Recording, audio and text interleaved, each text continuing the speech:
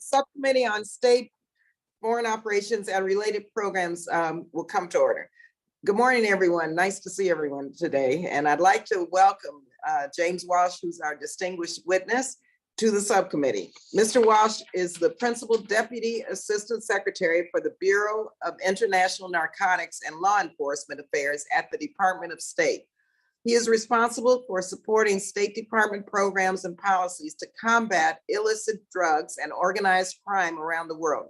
Thank you, Mr. Walsh. We really appreciate your time and willingness to testify.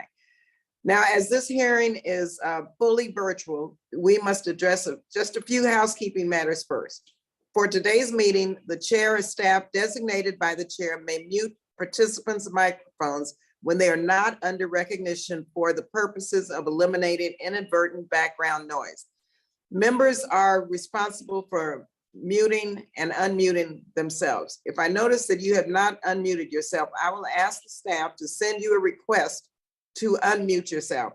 Please then accept that request so you are no longer muted.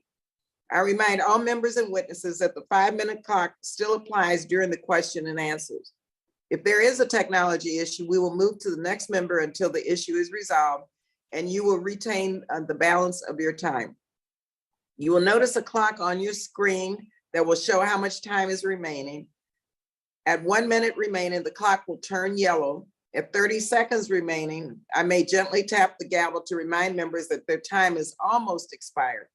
When your time has expired, the clock will turn red and I'll begin to recognize the next member. After the panel presents their testimony, we will follow the order of recognition set forth in the House rules, beginning with the chair and ranking member or his designee. Then members present at the time the hearing is called to order will be recognized in order of seniority. And following that, members not present at the time of the hearing is called to order. Finally, House rules remind me to remind you that we have set up an email address to which members can send anything they wish to submit in writing for any of our hearings or markups. That email address has been provided to your staff. Good morning again. So let me just start with my opening statement before we go to Mr. Rogers. Drug abuse, and I'm so happy to see so many members on this because we know in our own country, throughout the world, drug abuse and illicit drug trafficking are problems which have profound impacts on all sectors of all countries worldwide. As a former psychiatric social worker myself, I witnessed firsthand the devastating effects that drug addiction and trafficking have on loved ones, colleagues, and communities. While each of our districts are different, the sad fact is that one common problem is the growing number of constituents, our constituents, who are overdosing on opioids.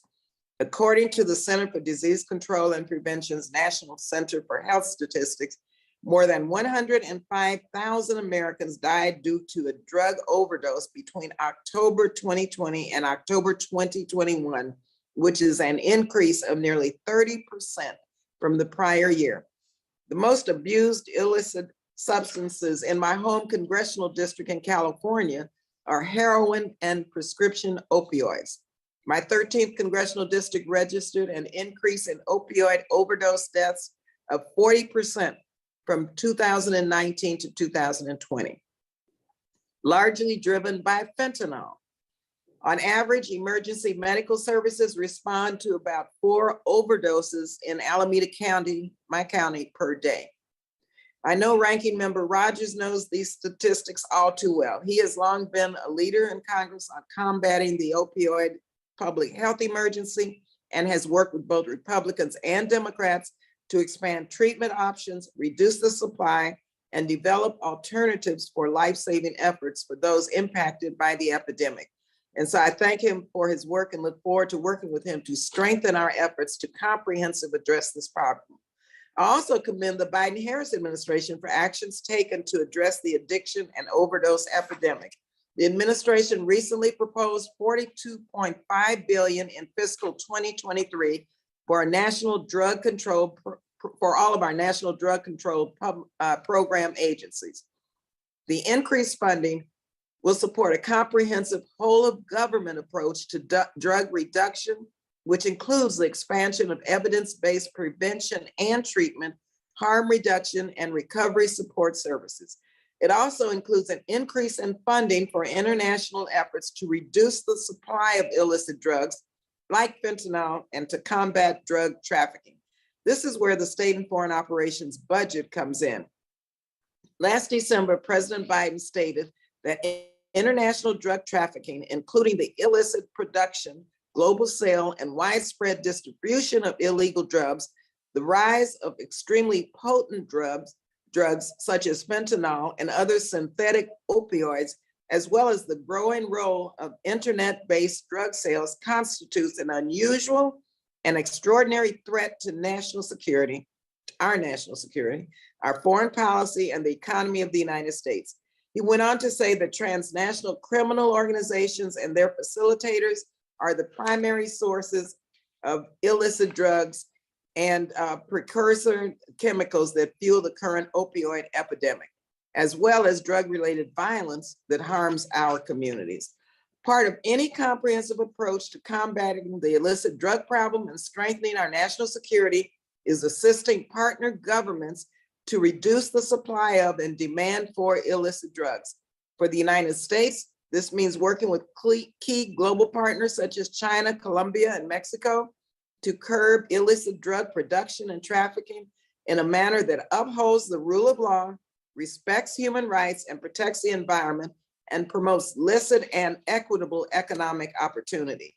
It means that we are using all of our tools to tackle this problem, including law enforcement, providing alternative livelihoods and economic development, and supporting vulnerable individuals that are both caught up in and exploited by drug trafficking networks.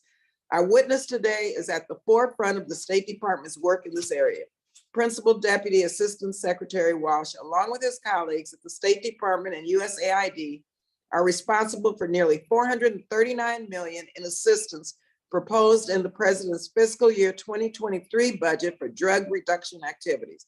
I'm hopeful that today's hearing will help us better understand the evolving drug trafficking landscape, the link between the illicit drug trade, transnational criminal organizations, and corruption, how international assistance supports the administration's overall drug reduction strategy, how you coordinate with other federal agencies in implementing the president's whole of government drug reduction strategy, and what metrics are being used to measure the success of programs, and what steps are being taken to ensure the protection of human rights, indigenous communities, and the environment.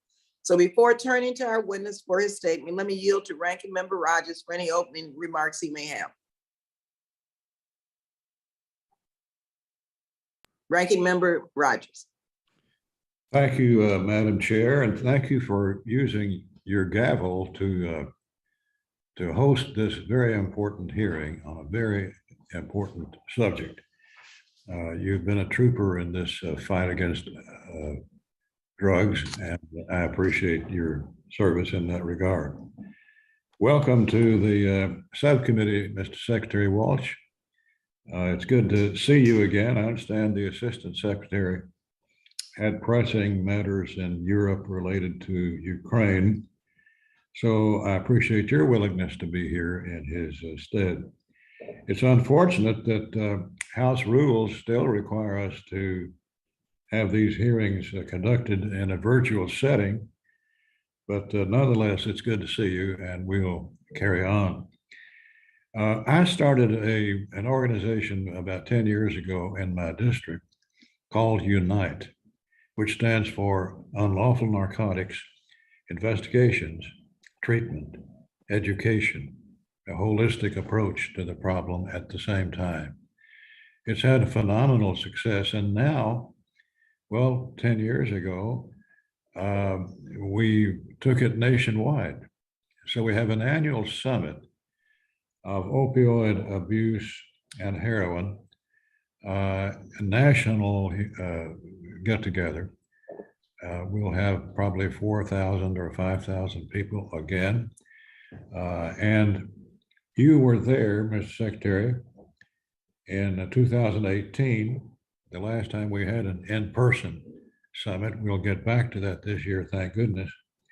But you were there representing the Department of State at our National Prescription Drug Abuse and Heroin Summit.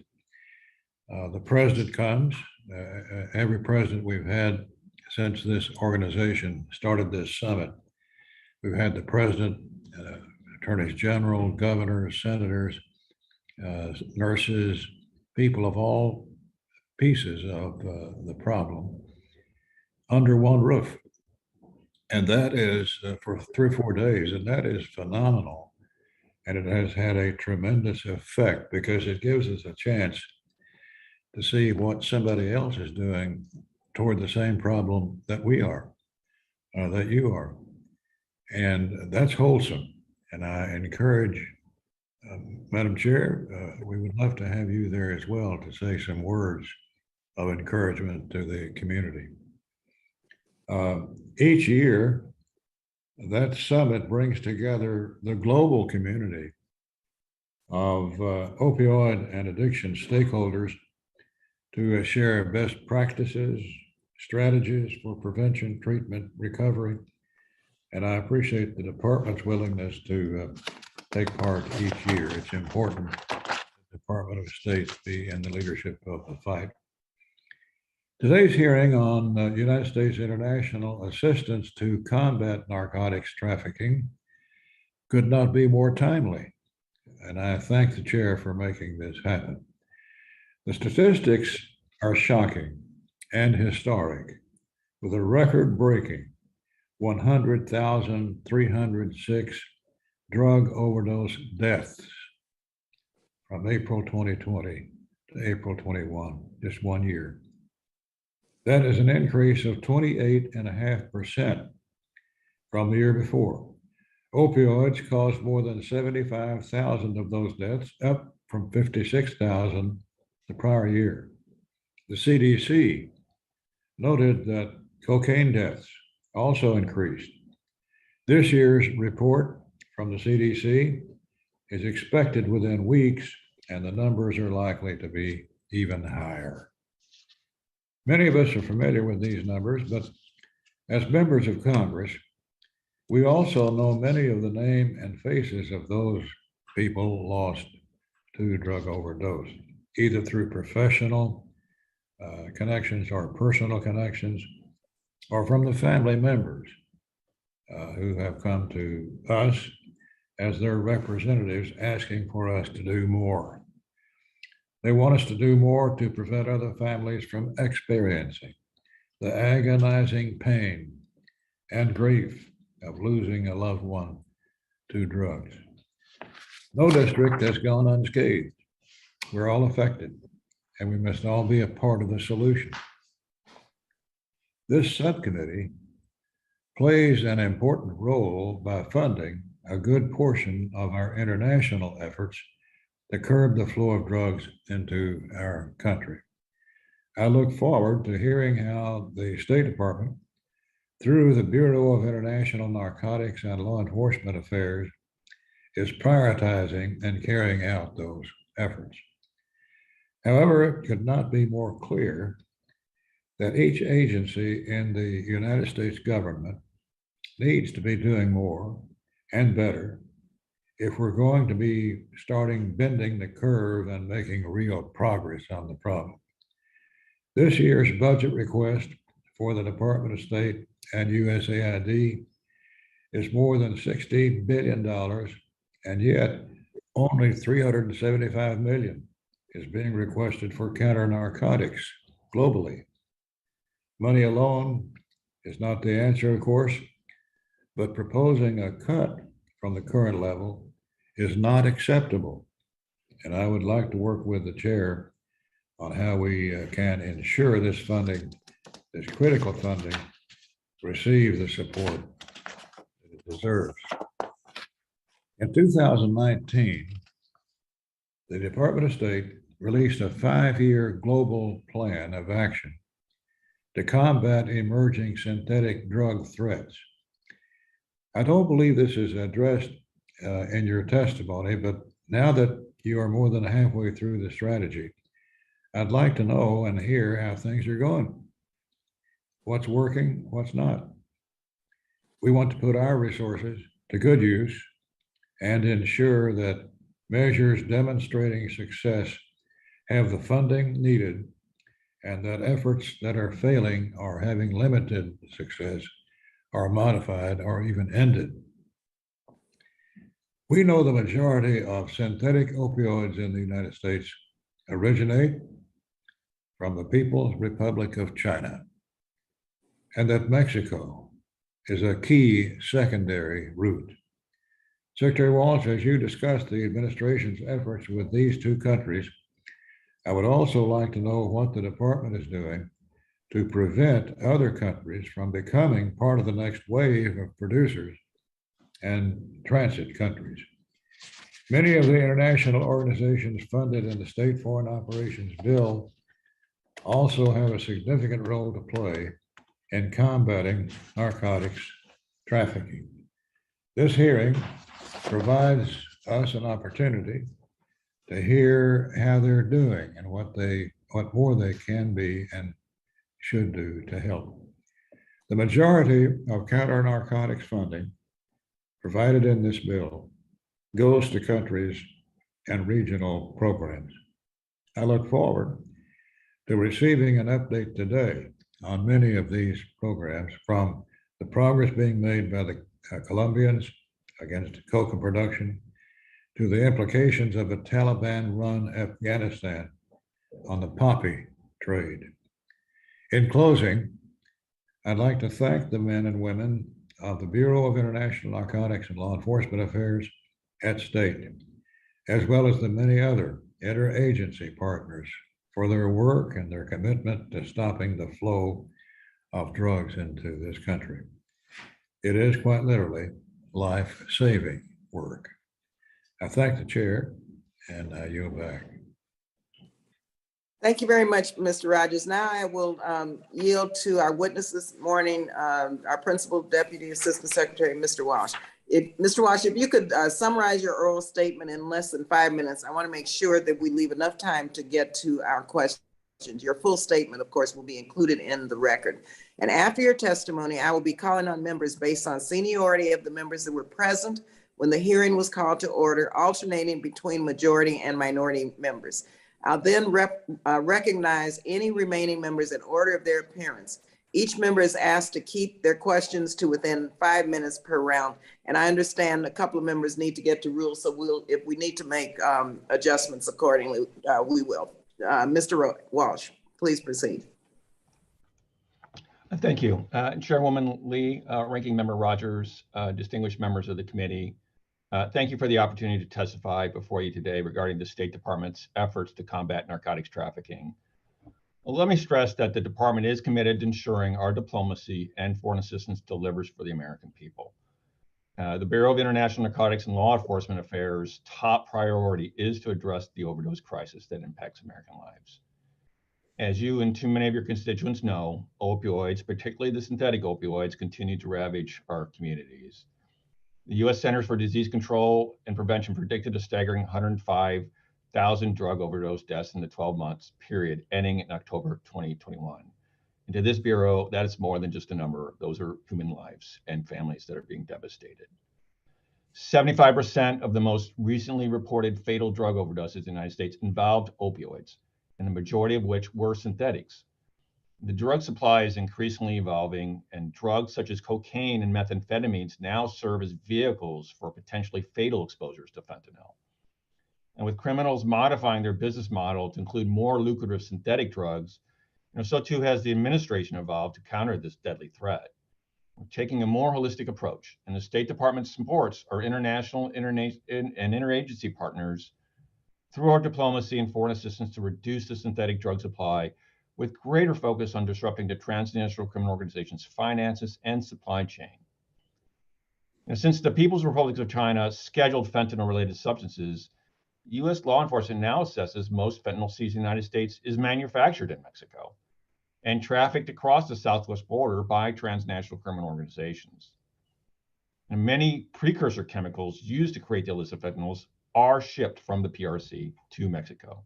And some of these chemicals are neither scheduled under international conventions nor regulated nationally by Mexico or the PRC, and are thus legal to sell and ship in between those countries.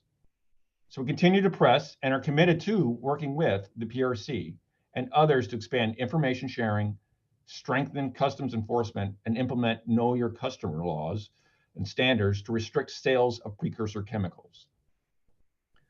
In October, the United States and Mexico established a bicentennial framework for security, public health, and safe communities. This new framework advances 3 shared goals: protect our people, prevent transborder crime, and pursue criminal networks. And this framework, let me be clear, elevates our joint focus on synthetic drugs. Now, I know still supports and will continue to support Mexico's efforts to interdict illicit drugs and monitor precursor chemicals and pursue criminal cases. In April, Mexico's General Health Council approved adding 4 new fentanyl precursor chemicals to Mexico's precursor list and established a new watch list of 14 chemicals of concern. We have also must reduce drug demand, and we also must focus on prevent weapons from getting into the hands of criminal organizations. We look to modernize our approach to collaborate and manage the U.S.-Mexico border and deny criminals their profits. Transnational criminal organizations use the traditional financial system and other means, such as digital assets and bulk cash smuggling, to launder proceeds from drug trafficking. And INL strengthens anti-money laundering capacities of our partners to deter, detect, and disrupt these illicit financial flows. So beyond bilateral efforts, the Department and INL are hard at work to find global solutions with our international organization partners. We have provided support to the World Health Organization to accelerate the rate at which the Expert Committee on Drug Dependence can review new psychoactive substances and make recommendations for international control. Just last month, at the 65th UN Commission on Narcotics Drugs, the United States led an international effort to place 3 fentanyl precursors under international control. And the Commission also adopted a U.S. resolution on addressing the diversion and trafficking of uncontrolled chemicals into designer precursors. So there's no simple solution to reduce the number of fatal drugs overdoses in the United States, and we cannot do this alone. Every country must do their part. INL will continue to engage our foreign partners for impactful counter-narcotics and law enforcement outcomes through foreign assistance, diplomacy, and deterrence tools. Reducing illicit drug supply is just one component of ending this epidemic and saving American lives. And we are committed to working with Congress to develop solutions for a safer and more secure future. Thank you again, and I do look forward to your questions. Thank you very much, Mr. Walsh. Now we'll start our questions. And I'll start with my first question. In the final report of the Western Hemisphere's Drug Policy Commission last December, they stated with respect to the illicit drug trade that throughout our hemisphere, the poor suffer most. Those who are socially and economically marginalized are more likely to develop drug use disorders and are more likely to be recruited or victimized by criminal gangs. We see this, in fact, borne out in communities in Colombia and Mexico, where the high level of violence disproportionately impacts poor, vulnerable, and indigenous populations. Now, I remember a time in this country when readily available and cheap crack cocaine poured into many poor Black and brown communities, devastating lives and driving up crime and violence. And at that time, the answer of many members of Congress, mind you, was lock them up. And less than a quarter of the federal drug control budget was spent on prevention and treatment. Sadly, it has taken far too long to wake up to the importance of treatment and prevention and not just lock them up. We see now the prisons and the jails are filled with victims of the drug war of primarily African-American, Black and brown young men and women. And so we need to look at the history also of what has happened in our own country to understand that has got to change. How does the department ensure that its programs appropriately address this fact and do not make matters worse for the most vulnerable to becoming victims of the drug trade? What steps are taken to involve leaders from affected communities in the design and execution of counter-narcotics programming? And finally, how do you evaluate the second and third order effects, such as increased gang violence and environmental degradation associated with both drug trafficking and law enforcement efforts at each point of the drug supply chain, and are ecological and social harms factored in when considering the cost benefit of such programs? Thank you, Chairwoman Lee. A very good question. I'll try to do this within 5 minutes because you addressed a lot of issues in that question. I also have the benefit of being involved in this issue and being an expert for the last 25, 30 years. So I have seen, Chairwoman Lee, the evolution of our policy since we've had those I would argue not very good policies in the 70s and 80s where it was lock them up. And I think in particular now, especially the lessons learned we have as a result of the fentanyl and synthetic opioid crisis, we have modernized and updated our policies to the point where the drug policies are focused on the individual now. Before it was focused on the criminal content. And that's why if you start with the focus of the individual, and I will defer you to our own DCP policy and strategy, which will be coming out very soon, the number one priorities are the prevention and treatment. And we're taking those policies overseas as well. Second, I would say that as we look into implement that policies overseas, we want to follow the same policy overseas as which we follow here in the United States, and those same lessons learned. And that's why as you look at the bicentennial framework in Mexico, one of the aspects is looking at focusing on safer communities, working with USAID on the violence prevention. We also are incorporating best practices in our criminal justice reform overseas to ensure that our corrections programs are not all about incarcerations, but also about rehabilitation. And so the State Department is playing an important role of taking those hard lessons learned from what doesn't work to what we think is more effective, which is focusing on that individual and applying those best practices to overseas as well. Thank you. I'll yield now to Mr. Rogers. Could you unmute? Thank you. Yeah. Well, thank you, Madam Chair.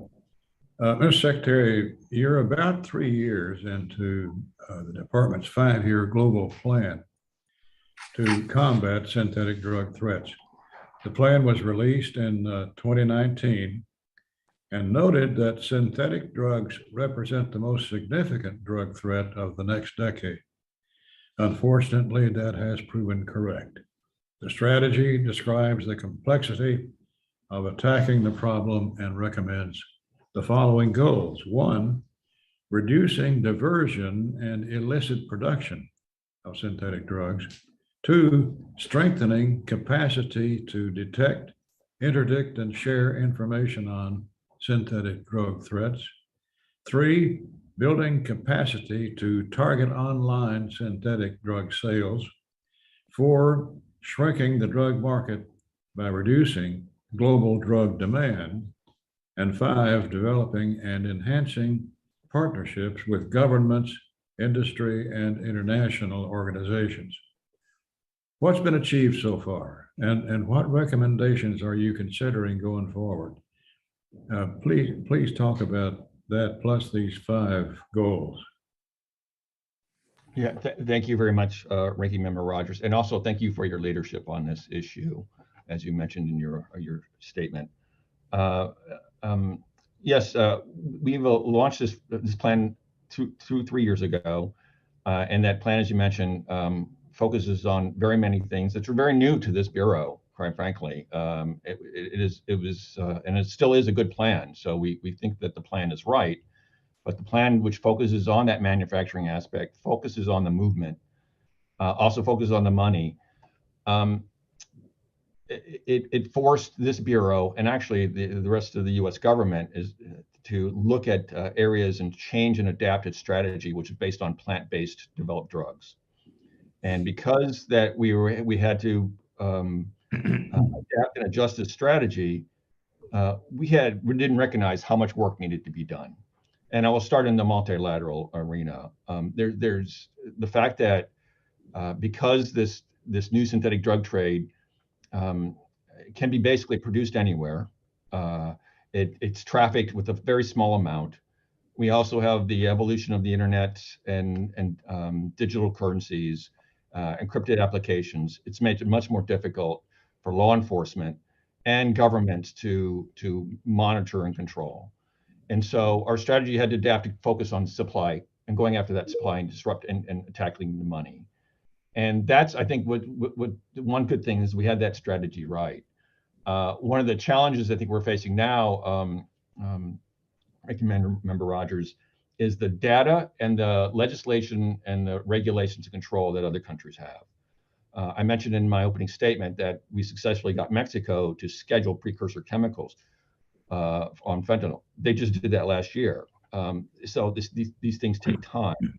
We have been successful in scheduling many of these precursor chemicals and fentanyls in the international community, but we can't schedule that as a class, which, as you well know, is a challenge even in this country. How do we regulate and control these chemicals that are now being developed in various analogs by the criminals and can't be controlled? So that is the other challenge. And then so data, the challenge of getting these governments to better regulate and then getting them the capacity is also some of the other challenges there as well. We have been very successful, I think, diplomatically, of raising the alarm bell with other countries about the threat of synthetic drugs. To this day, the United States and Canada, quite frankly, are still the two primary countries that are facing the threat with fentanyl. Our European allies are facing much broader threats with cocaine, but have not seen this scourge. We need our European allies to work on this issue. We obviously need China to work on this issue. And the PRC has made progress in the past, but the challenge is to get them to continue to evolve, especially as we focus on these chemical precursors. So there's a lot of work left to be done. We've made some progress. We know what is still left, but we think we still have the right strategy. The fifth goal focuses on partnerships. We know the private sector needs to be an integral part of the solution on fentanyl. What can you tell us quickly about your efforts to work with the private sector and specifically the industries connected with precursors? Yes, and I know I'm short on time, but I'll very quickly say that we established a resolution, the Commission on Narcotics Drugs, to highlight this issue. So now all nations are focusing on the private sector involvement with this issue. And second, we've also launched a very successful webinar where we've had close to 300 participants talk and work with the United States government, DEA, HHS, on the importance of being very much aware of the diversion of their legitimate products going towards these criminal organizations. Thank you. Thank you very much. I'll yield now to Ms. Mang. Thank you, Madam Chairwoman, and thank you for being here today. Wanted to ask a question about online trafficking. I'm glad to see that in the Department of State's 5-year global plan of action to combat emerging synthetic drug threats, state recognizes that the broader U.S. government is not currently equipped to effectively address the illicit financing and cybercrime that facilitates these illegal online activities. It's encouraging to see that state is targeting the use of virtual currencies as well as supporting ongoing U.S. interagency efforts to synchronize global anti-money laundering responses with those targeting the illicit financing methodologies fueling online drug and wildlife trafficking. A key tool to address global crime networks is the U.S. Transnational and High-Tech Crime Global Law Enforcement Network, which deploys experienced U.S. law enforcement experts abroad to deliver sustained training to foreign counterparts. Which countries have received training as a result of this GLEN program, and how is INL working to ensure GLEN trainings address all forms of cybercrime, including wildlife trafficking?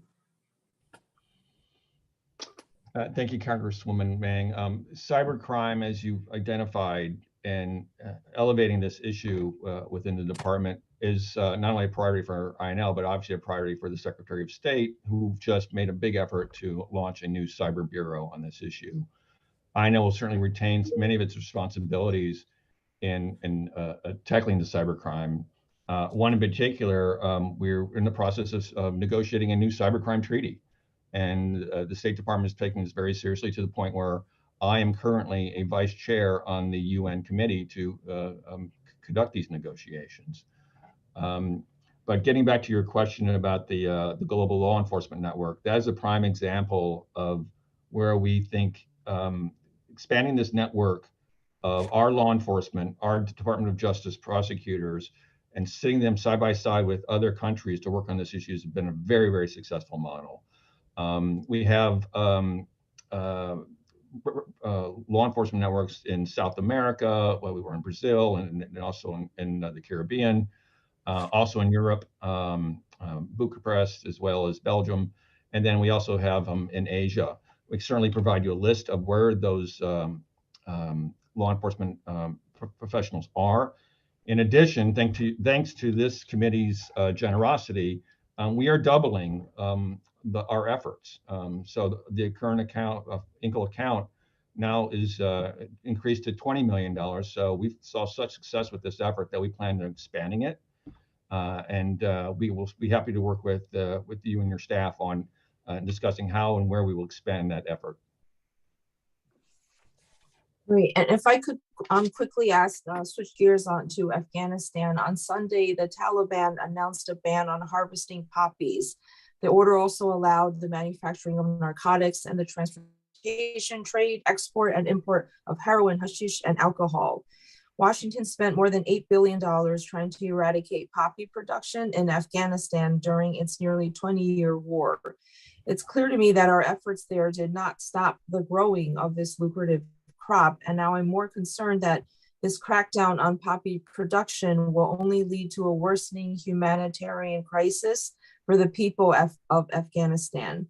What steps can the U.S. take to both support our goal of reducing poppy cultivation while also ensuring Afghanistan's economy does not enter economic freefall? And are there any efforts underway to support alternative farming practices in Afghanistan? Yes, we were delighted, actually, pleased to see the announcement from the Taliban on their plan to schedule and control that poppy production. With that said, Chairman Meng, you correctly highlight that is intricately linked to the economy. And so we are going to be watching carefully and cautiously on the effects on whether they can actually successfully do this and what are the unintended consequences. For now, we do not work with the Taliban on narcotics issues. We are exploring ways we can support them, particularly with continuing maybe alternative livelihood or with demand reduction.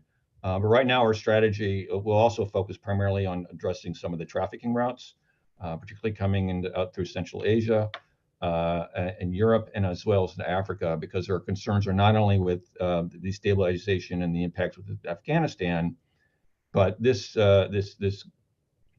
opium trade, which is 80% of the world's opium, also has a destabilizing effect within the trafficking routes. And we're watching closely how that impacts perhaps some of these trafficking routes, these countries, and provides illicit funding for some terrorist groups as well.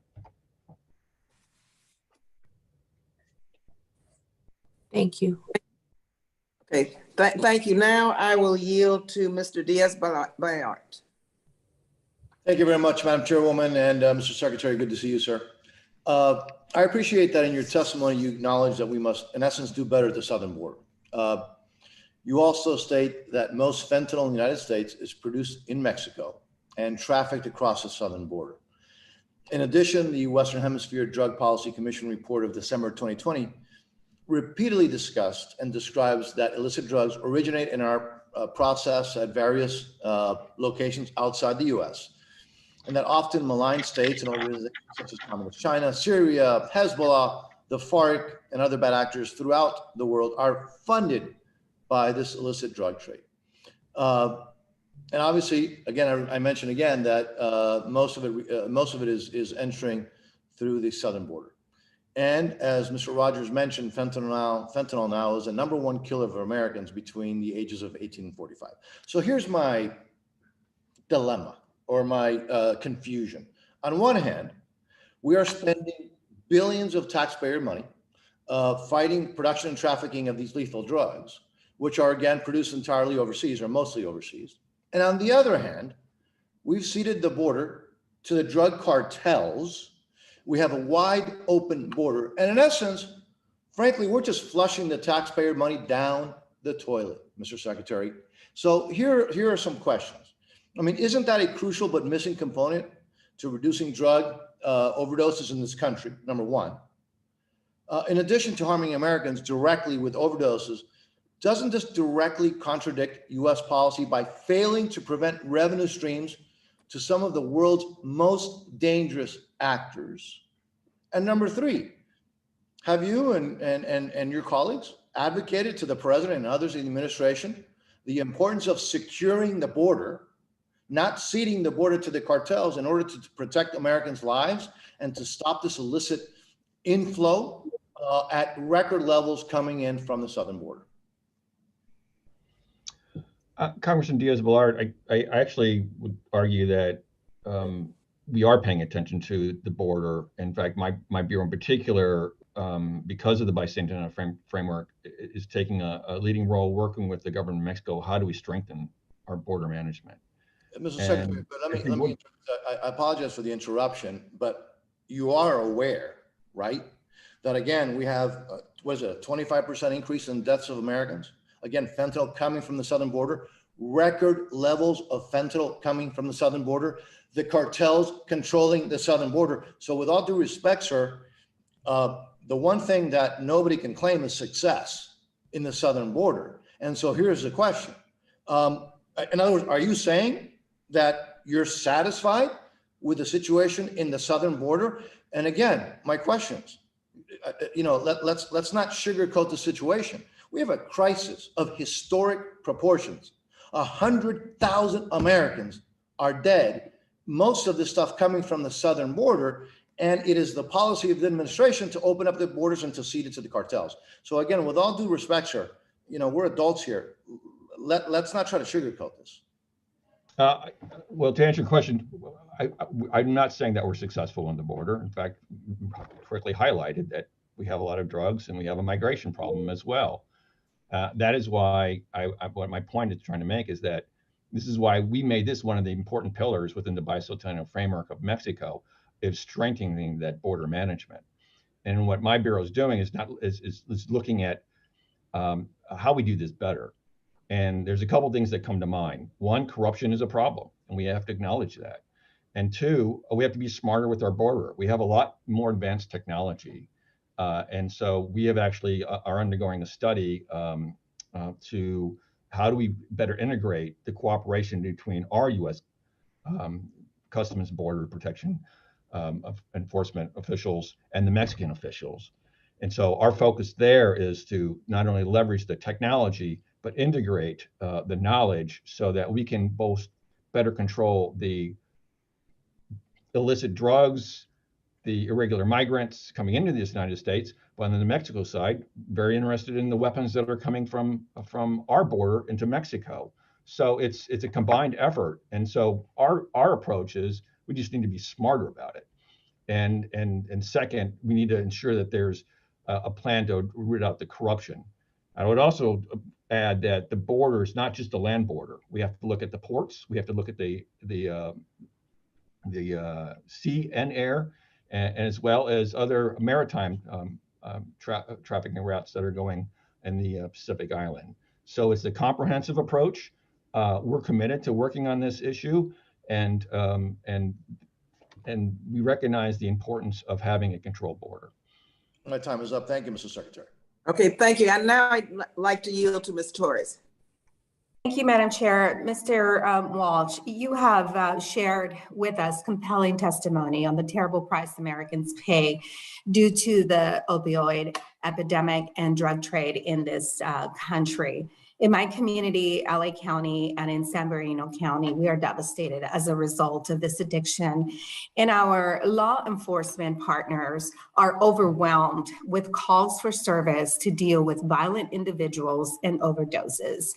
I know that your Bureau has an important role to play in addressing this issue. As you are well aware, international criminal organizations and other corrupt actors, former presidents, for example, not American former presidents in this tone, but we are profiting off of the pain that too many American families are facing. And we need to do more to stop these fatal drugs from entering our country. It is not just the drugs themselves that harm American communities. Transnational gangs also increase violence and death in our communities. Mr. Walsh, how is the Bureau coordinating and communicating with federal and, most importantly, local law enforcement agencies when transnational crime spills over into the U.S.? And how is the Bureau ensuring that all of the important work it does internationally is put to use protecting local communities? My concern is our law enforcement agencies don't have the opportunities that foreign police departments have to train with you and to have knowledge of some of the trends that you are seeing. Congresswoman Torres, I would argue that one of my most important jobs in this Bureau is to strengthen the collaboration of our host nation partners. And within that, to expand and strengthen our networks of our law enforcement, our U.S. law enforcement, so they can work collaboratively with them on these cases. As you correctly highlighted, this is a transnational issue and it crosses borders, especially with the online threats.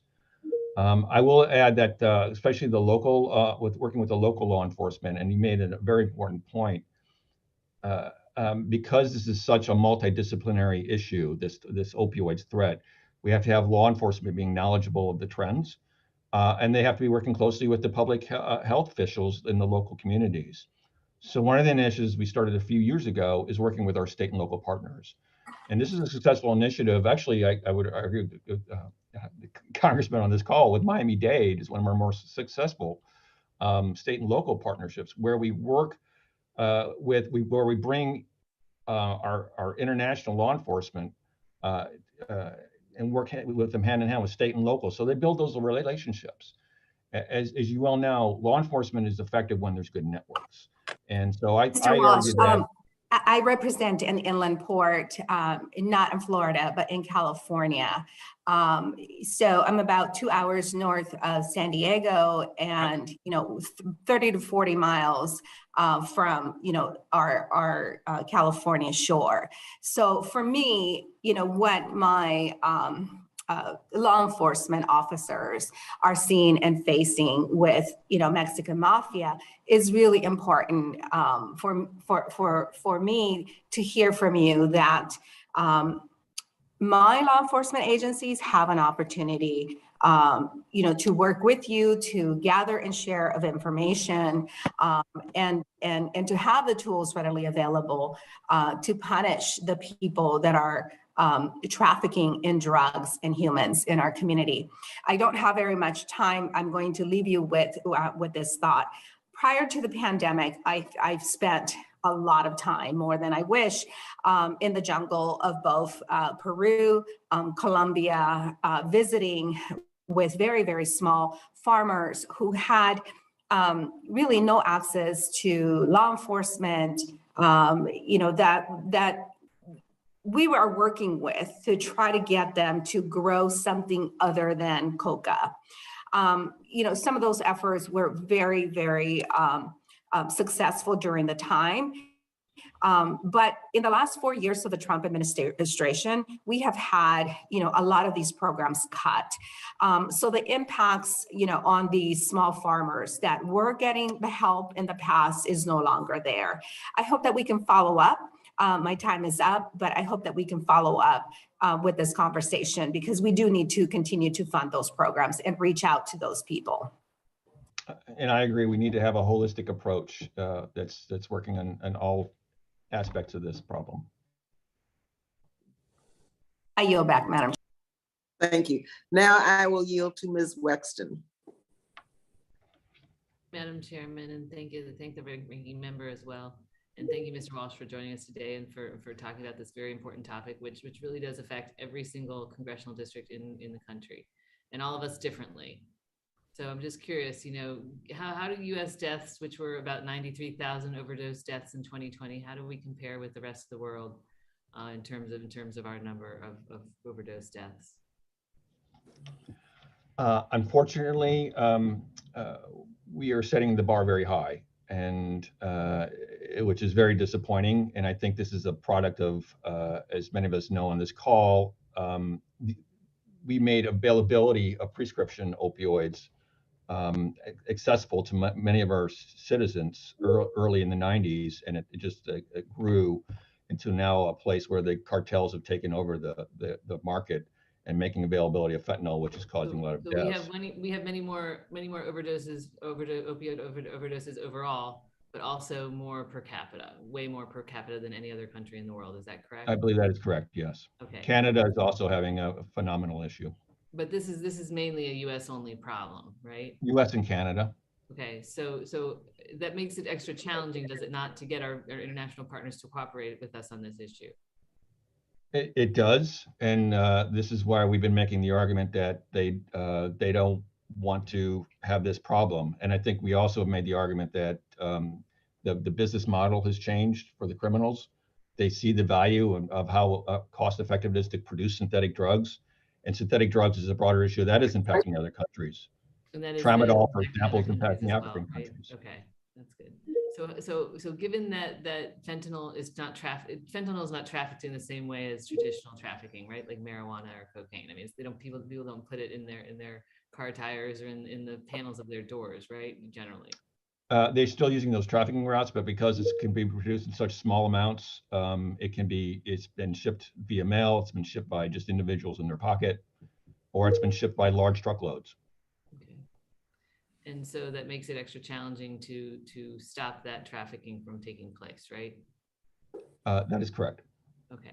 And so, according to a recent unclassified DEA intelligence report, the Sinaloa cartel was working with Chinese nationals to shift production from China to India. You're aware of that, obviously. I am correct. Yes, I'm aware of that. Reportedly in response to China's regulation of certain precursor chemicals. What do you know about this China-India Mexico link? And are you working with the government of India to stop that from taking place? We are working with the government of India. We've identified the fact that criminals will look anywhere for their precursor chemicals. India has a large market of chemical industry, and we started working with them and established a counter-narcotics working group. And that's been a very effective opening to elevate this issue with the government of India so they can better regulate their chemical industry. And given how dangerous fentanyl is, do you think it should be labeled as a weapon of mass destruction, as some national security experts have called for? I think it should be labeled a weapon of mass destruction.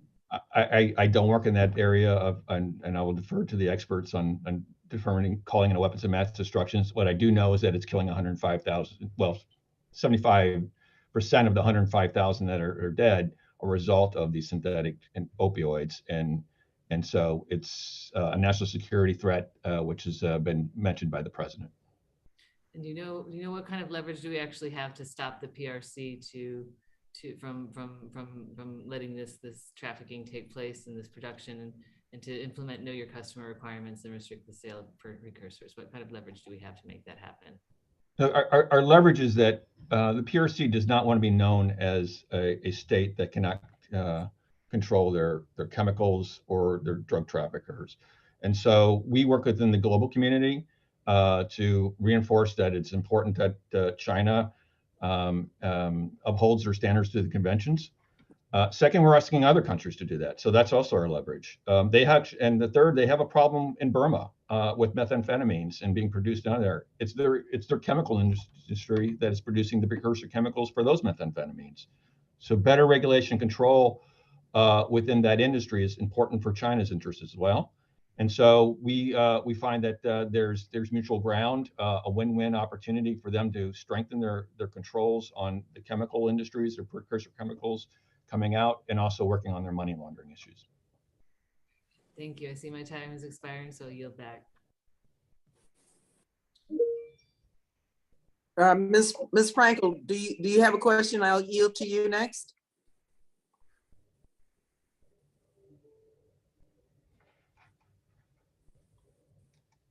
Ms. Frankel, do you have a question? I would yield to you.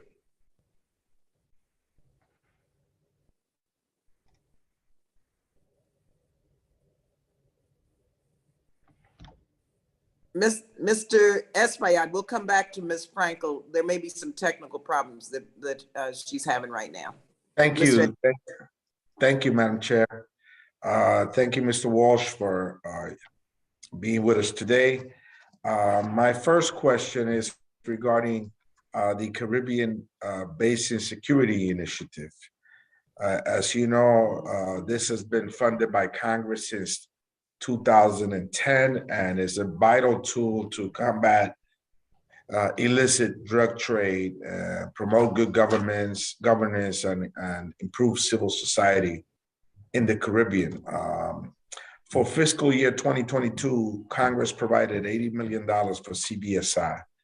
Can you describe how CBSI advances our national security interests while also helping our allies in the Caribbean to counter illicit drug trade, and what impact does it have for our nation?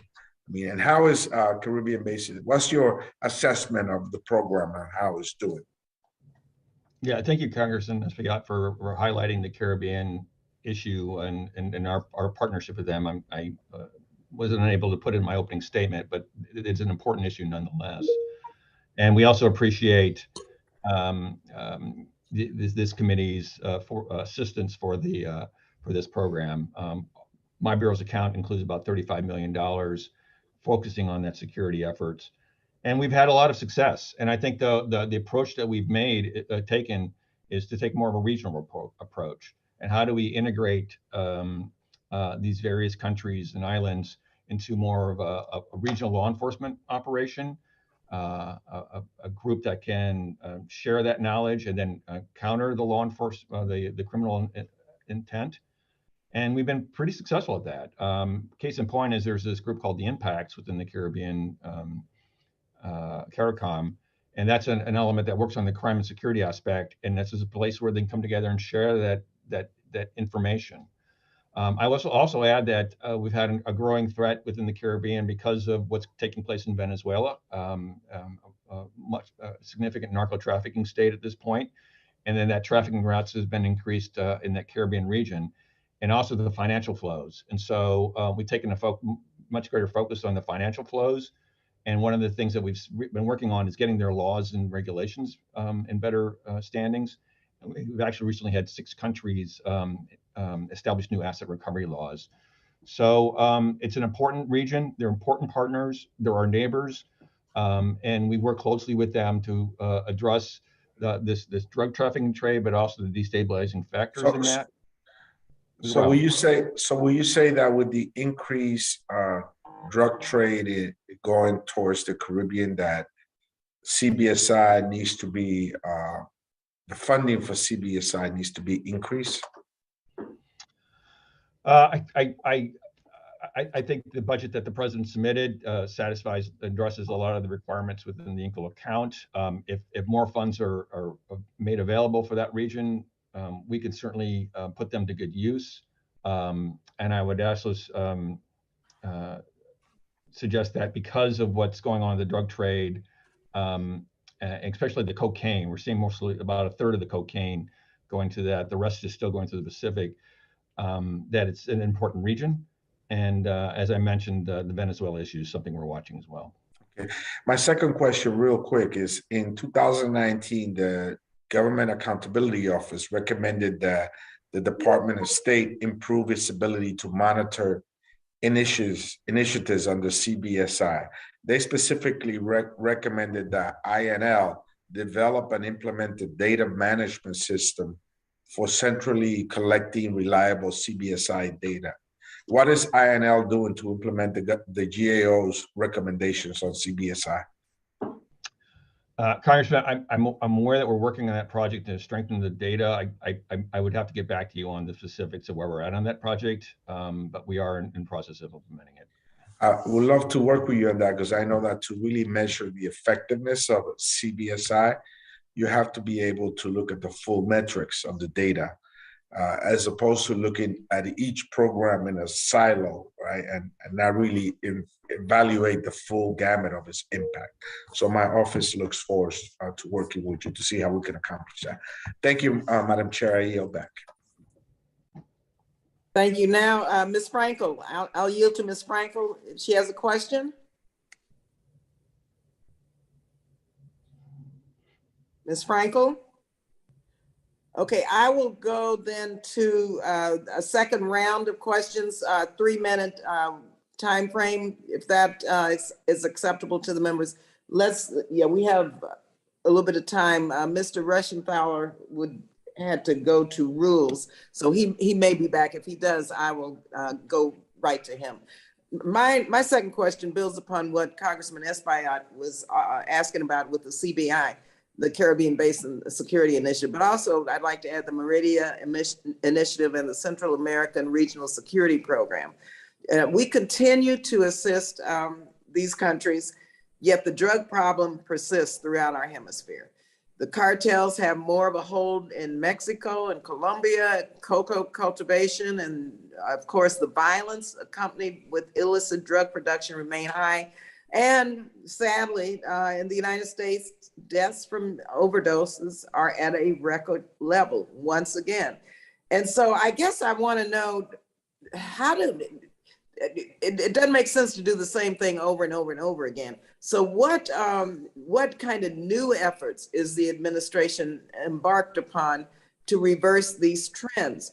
Because additional resources, fine, but what goes along with additional resources? Because when you look at the deaths in our own country and our own districts, it's terrible. It's sad, it's wrong, lives are being shattered.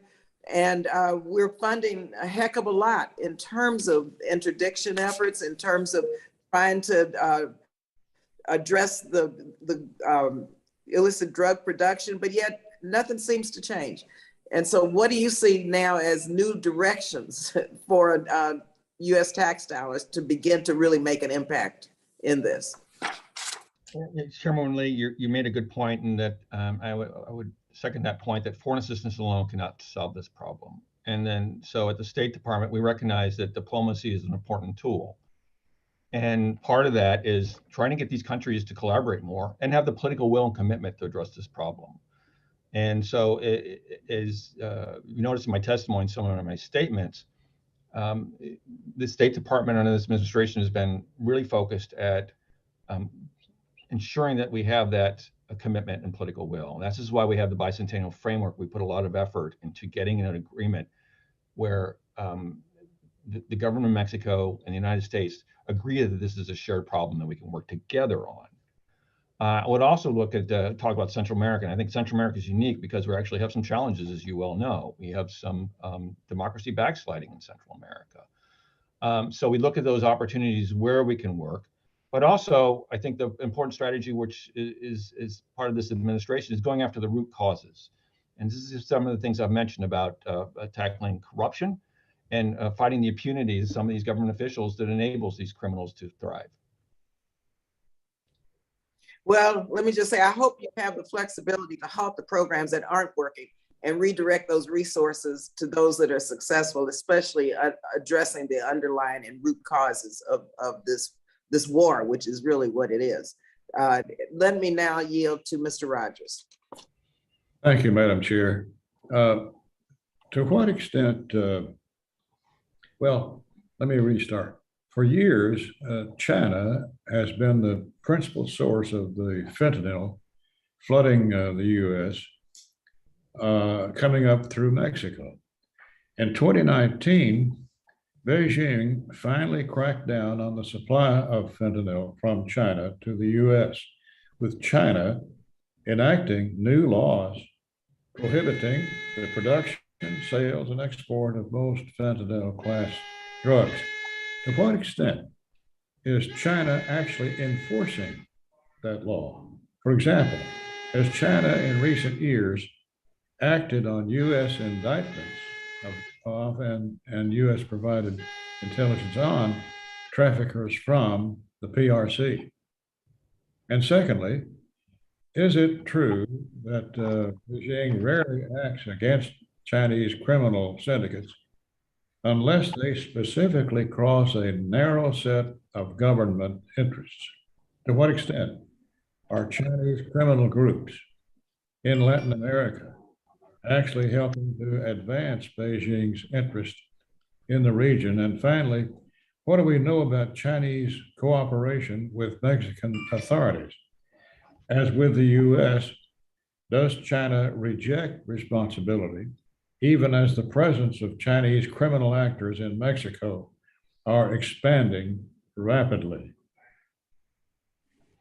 Yeah, Recommender Rogers, let me answer that latter part of that question first. To date, we do not have any evidence that shows that the PRC is actively involved or leveraging criminal elements within China to their gain. And to the first part of your question, I would argue that we actually saw an immediate effect of PRC enforcing some of these laws when they asked them to schedule fentanyl class-wide.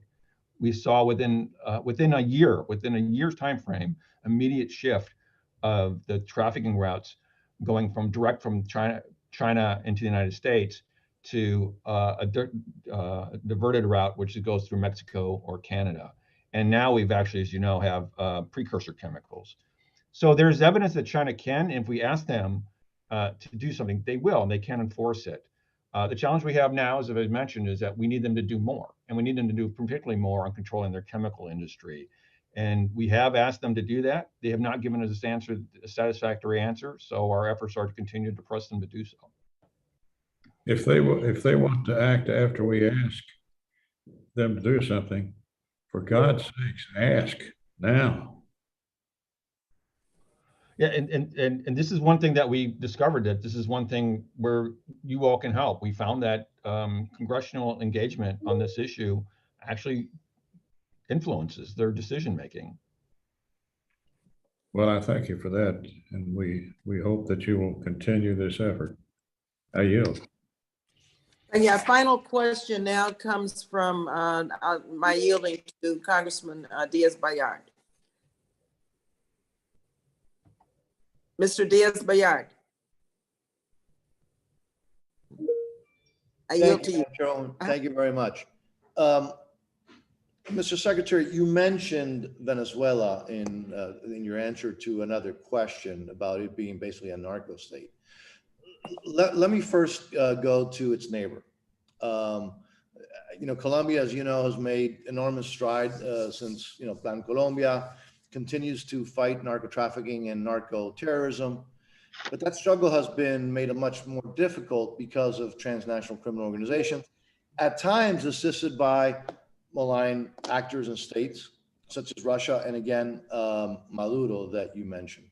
Can you explain the roles of, for example, the FARC, Hezbollah, Russia, Communist China, Iran, the Maduro regime in engaging in drug trafficking in the region? What is their role? How active are they? Congressman, the FARC dissidents are still very active.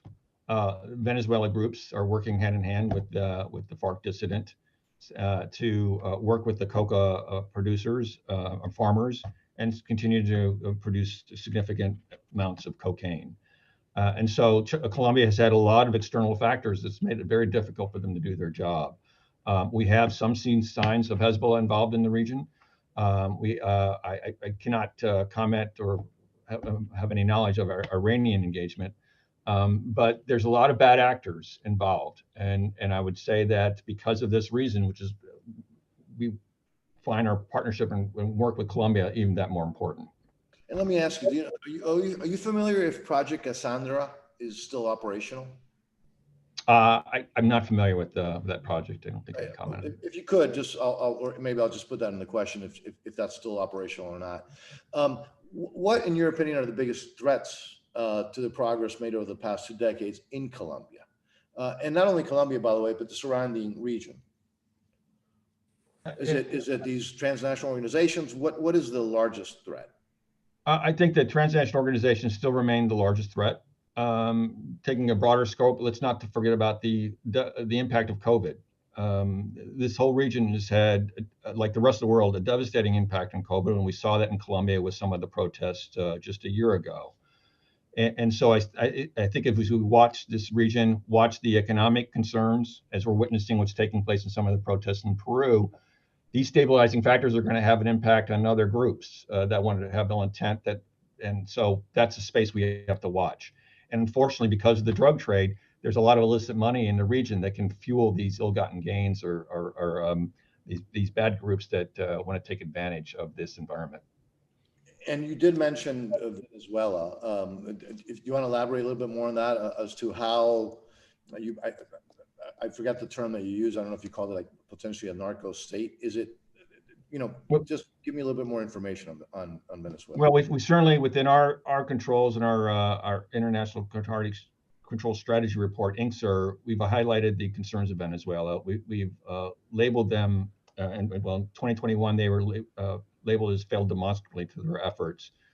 We've used our TOC rewards and narcotics reward programs and our sanctions, visa sanctions programs to highlight the bad actors within the Maduro regime that are involved in the drug trade. So our plan is to continue to keep the pressure on the Maduro regime and highlighting their involvement in the drug trade, which involves much of the cocaine going into the Venezuelan border and Venezuelan groups trafficking that either through the back into Central America, through the Caribbean, or also into West Africa and into Europe. And now we have Europe involved because they have a cocaine problem.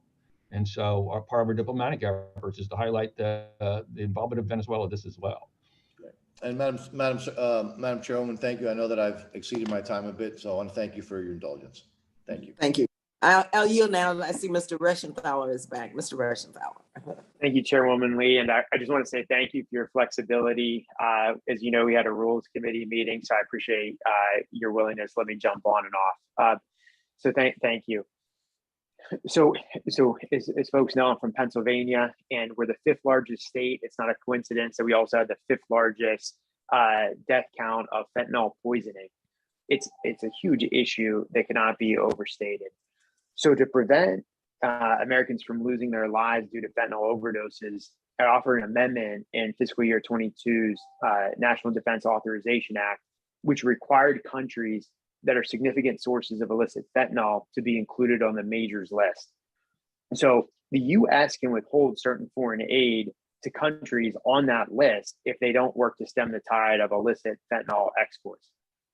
Deputy Secretary Walsh, what is the status of implementing my provisions, adding countries that are significant sources of fentanyl to the majors list? Thank you, Congressman. Yes, we're in the process of implementing that law. Fortunately, because of the time we had to do the report this year, we didn't have the time to go to the full scope of looking at all the countries that are fentanyl producers or traffickers. With that said, we've identified this issue, and so we actually have a section in our INCSR, if you've had a chance to read it, that highlights the countries and the fentanyl trafficking routes. And so our intent is to fully implement this in the next year's report and use this as a diplomatic tool as well. Do you feel like you have sufficient resources to do this, or do you need new requirements at all? We believe we have sufficient resources to do this. Yes. Okay, I know in your opening statement or one of the early questions you had mentioned Mexico is producing illicit fentanyl, but I would submit that China is still a major issue with this. I know that China was absent from the list. What's the justification for not including China here? I'm sorry, Carlos, can you clarify your question? Including them in what? I just wanted to... Sure, in the majors list. So I know China is not included on the majors list. Yeah, that was actually a legal argument. The legal requirements for who we can look at, it was not updated in time for us to look at them. So we will take a look at that the next year with the new law. So you plan to include China on this year's? That is the majors list is a decision of the president. So I would have to defer to the process before I can make any recommendations. All right, thank you. I appreciate it, Chairwoman Lee. Thanks again for your flexibility, and I yield back. Thank you again. Okay, I don't see Ms. Frankel, so having no additional questions from any additional members, I will now just thank you again, Mr. Walsh, very much for your time and for your very important testimony today. You gave us really a much better understanding of the work being done around the world to address this illicit drug trade, the accompanying corruption, and the State Department's work with key partners to reduce the supply of illicit drugs, to combat corruption, also to improve the security and economic opportunity for communities affected by transnational criminal organizations, which of course, what we talked about today, when you look at its impact, impacts all of our communities in a very deadly way in many respects. When you look at the deaths that result as a result of opioid overdoses. I also want to tell you how much I appreciate the work of the people at the State Department, your employees, and USAID to address these issues. And I urge that as you work with partner governments to reduce the supply of illicit drugs, that you consider how we're going to achieve long-term sustainable gains, which appropriately factor in the human and ecological effects of our programs. And once again, if it's not working, we need to look at new ways to address the root causes of this real drug war that's taking place. So hopefully we'll see some new ideas, new strategies, and our resources invested in strategies that will work. You know you have a willing partner in this committee. We worked on this issue in a bipartisan way, and I want to thank Mr. Rogers again, and hope that you keep us apprised of your progress and your needs. And maybe we'll see a new day if in fact we do this differently. So thank you again. If members have questions that they'd like to submit for the record, please submit them to the subcommittee within the next 7 days. So this concludes today's hearing. The Subcommittee on State Foreign Operations and Related Programs stands adjourned.